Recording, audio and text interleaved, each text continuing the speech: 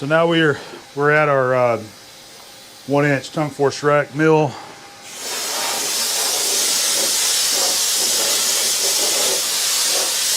I know it's hard to see this stuff with our flood coolant running, but that left a really nice finish there using our Walter 45-degree face mill. So I have not proven this side yet with our 1-inch mill there.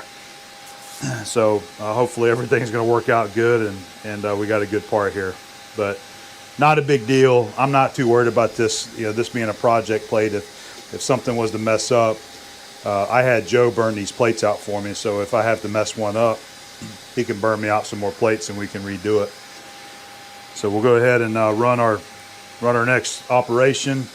And the coolant is what it is. I don't know if you're going to get a good shot of it or not, but we're going to put the camera in there and see if you guys can see this, because I really love watching this insert mill work whenever it's cutting. It just sounds good and it leaves a great finish.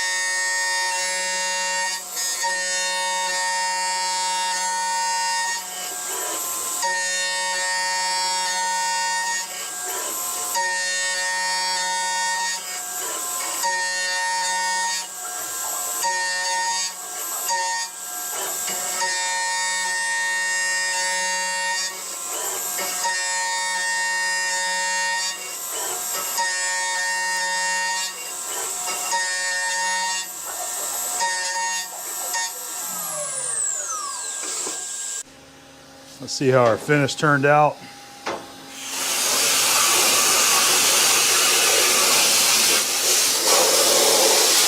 think it looks good. It's an interesting tool.